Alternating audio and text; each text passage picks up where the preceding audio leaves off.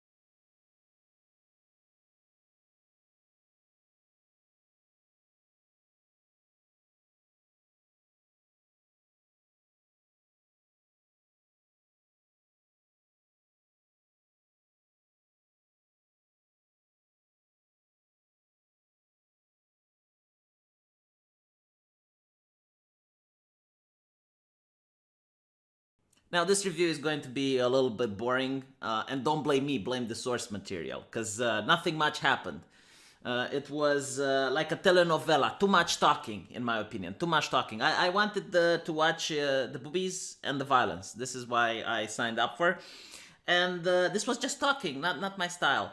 But apparently, talking is important because it does this thing called character development, right?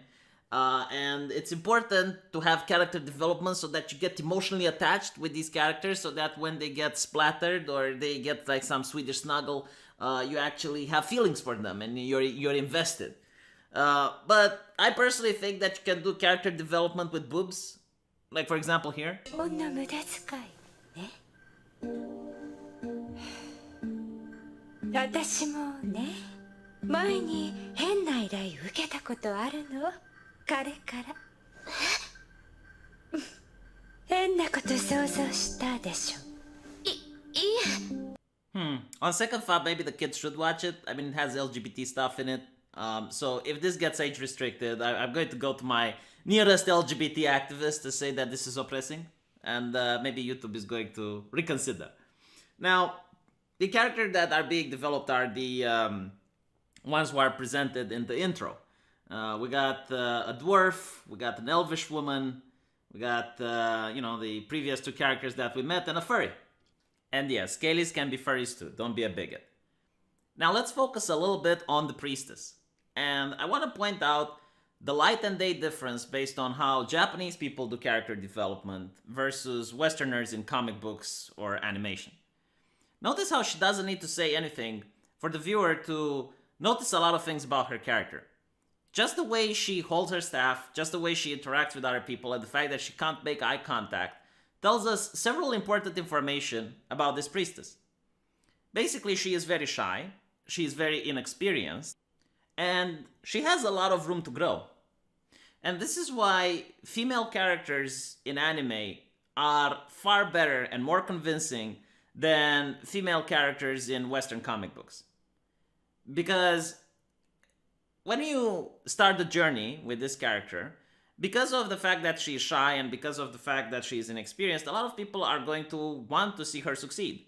A lot of people are going to want to see her triumph. And when she finally does triumph and when she finally does make it on her own, people are going to be excited and they're going to cheer for her. However, if you look at Mary Sue from Western media, whenever this character manages to succeed, no one is excited. No one is really that happy. People expect her to succeed. So this is like a big reason why a lot of people turn into anime, because Western media has started to grow stale. When you want to portray a character in the Western media, especially if it's a minority or a woman, they have to be perfect. Because if they have flaws, then it's sexist, it's misogynistic. You just made a portrayal showing that women can be weak. So, in my opinion, this is a very bad way of doing storytelling, and I just wanted to emphasize that this is why a lot of people, especially teenagers, watch anime. Because it's a brand and interesting way of doing stories. And not only that, anime can actually make jokes that you can't see in Western media anymore. Take, for instance, this. ドワーフはダメね。頑固で偏屈。自分ばかり正しいと思っている。たくエルフときたらかなとこにふさわしい心の狭さだからの。それを言ったらドワーフの女子なんてたるじゃない。ありゃ放慢と言うんじゃ。Now, the fact that they can talk with each other and bant with each other like that symbolizes that they're actually close friends. This is what normal people would understand. However, if you try to pull something like that in Marvel Comics, you would instantly have another character interjecting and saying, oh, that is very sexist. How can you say something like that? Misogynistic, anti-feministic.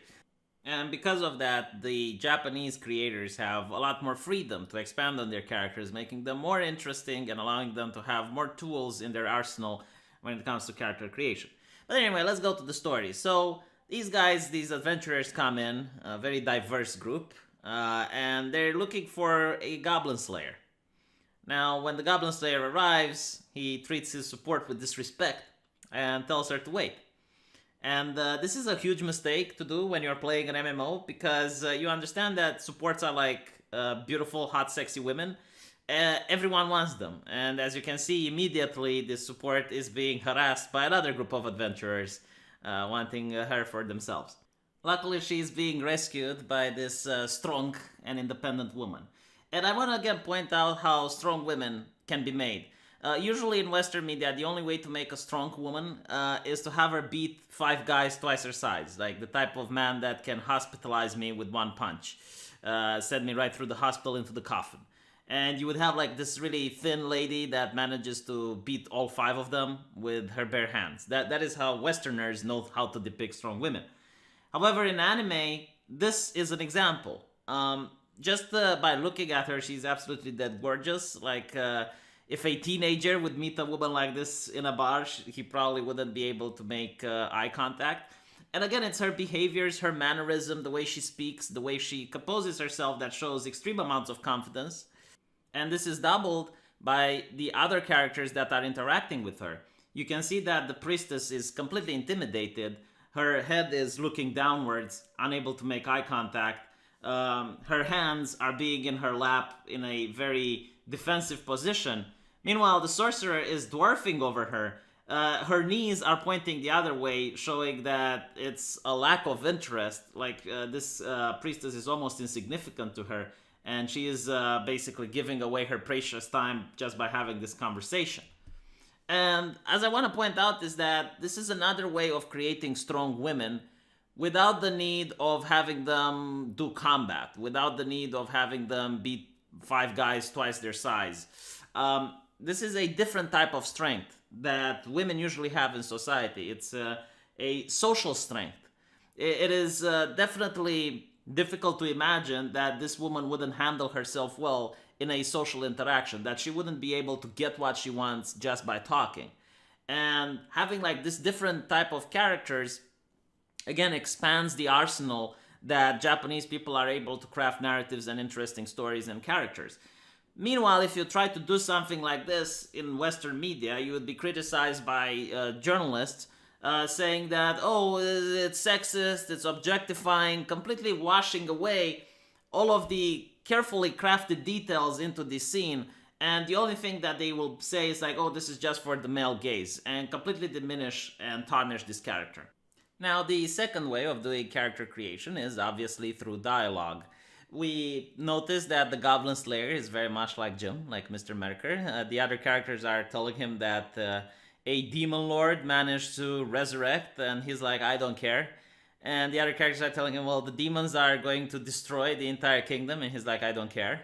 And it causes a very interesting dynamic. その原因は魔人王の復活なの。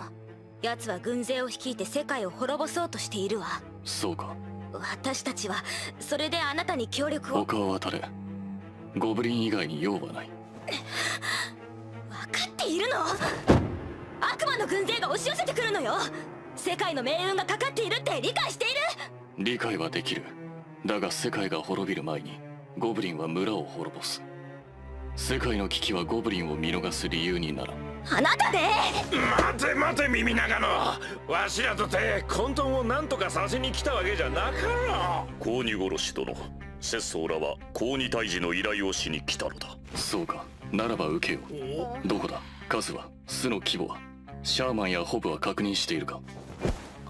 何こいつ。So I noticed a couple of more things. Number one, that the Goblin Slayer really cares about the little people. I suppose the fact that he got his entire village slaughtered and he saw his sister getting killed by goblins while no one helped might have something to do with his goblinophobia. And we also learned that the elf is very proud. Again, from her body language, we noticed that she had difficulty asking for help, but she would have eventually asked for help regardless. Probably because this mission is more important than her ego. And this is also doubled by the fact that she is willing to travel with a dwarf, and as we've been told earlier, dwarves and elves aren't exactly friendly in this universe. Now, as they leave, we notice yet another character development. The main character, as I mentioned before, is very shy. She is afraid to speak in public. She has difficulty challenging others. And yet, when the Goblin Slayer says that he doesn't want her in this mission, she manages to insist and push forward. And basically this shows that she manages to gain a little bit more self-esteem and is willing to stand up for herself, something that she previously wouldn't be able to do. And this is character growth. Had she been a Mary Sue, the viewer would have been robbed by this very interesting character development. Now, I want to point out a detail that might seem insignificant. You guys probably missed it, but it's actually quite major. The animator is very skilled at trying to push the emotion to the viewer regarding the stage. Notice the character in the background. What do you see about her? Well, her eyes are wide open, her mouth is open as well, and she is transmitting suspense.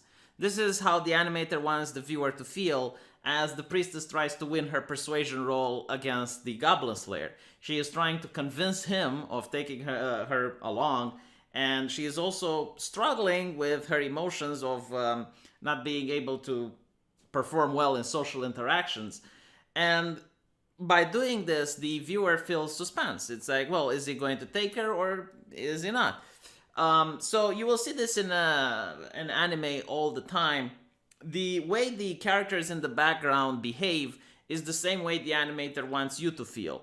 Whether he manages to convey this sentiment or not can differ. But for your example, when the people in the background are cheering and are happy, they want you to feel that the character accomplished something. They want you to feel happy. When they're scared and terrified, that's what they want you to feel. So using the other characters, the ones in the background that we normally don't look, trying to portray emotions through them is a very powerful artistic style. Now, they also have another scene where they're talking with each other around the campfire, and there's a little bit more character development here, but not that much as we saw until now. We know why the Goblin Slayer never takes off his armor. Apparently, he doesn't want to be attacked by surprise, so he always keeps it on. This is a ridiculous, but considering that this is an anime and it's a cartoon, it's fine. The dwarf seems to like booze, and there's room for comedy here as the elf gets drunk and she tries to sneak on the Goblin Slayer in order to pickpocket some spells that he's got, but apparently, again, it shows that the Goblin Slayer manages to hear the elf. And at this point, I thought, okay, maybe the Goblin Slayer might be a Mary Sue. I mean, he's got magic. He manages to hold his own.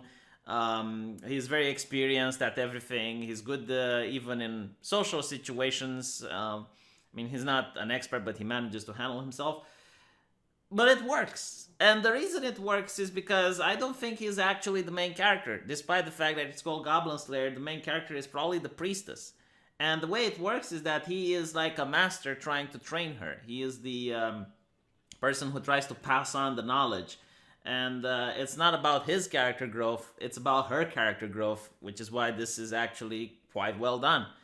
And yeah, it's not a Mary Sue, it's a Gary Sue. We'll see as the show continues. I'm curious if the Goblin Slayer actually has any flaws, because up till now he seems to be quite perfect. The furry seems to be a religious person as well, but unlike the priestess, he seems to be an inquisitor. He claims that he's out there in order to root heresy. While the elf seems to be a vegan, very unexperienced to live in her forest. She is 1,000 years old or something.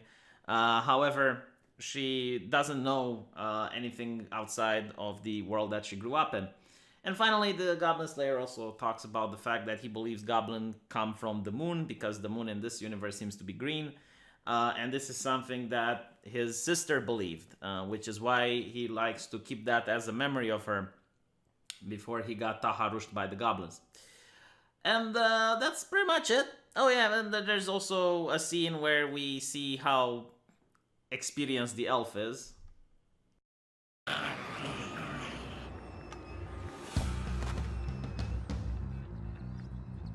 頼むから外さんでくれよ。黙って。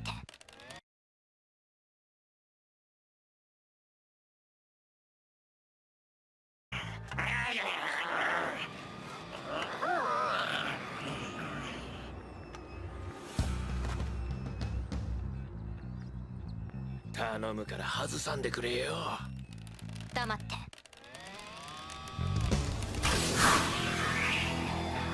どこに撃っとる。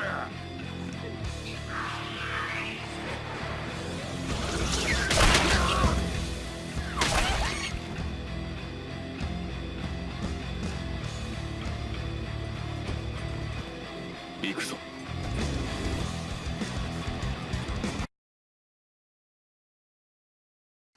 Quite badass, and we also know that while the elf isn't very good in social interaction, she's quite naive when it comes to people outside her forest, and she is very lightweight, can't hold her drinking. When it comes to fighting and firing the bow, she seems to be incredibly confident in herself, and her ability also shows. And that's about it. Again, damn it, I didn't make any jokes, wasn't very funny. I actually did a proper review. Blech. Hope I don't have to do it again. I like to crack wise jokes. And I'll see you all in the next episode. Hopefully this one doesn't get age restricted. It's not about the fact that I don't get ad revenue, but it's the fact that if it gets age restricted, people don't see it. It doesn't get shared by the YouTube algorithm system. So if you guys can share it for me, I would really appreciate it. Hopefully, you know, other people might start watching this. And also, tell me what you think about this premiere system. Should I use it more often? Do you guys like to know that a video is coming up? Again, interesting. Plus the fact that you get the live chat. Let me know what you think, and I'll see you on the next episode.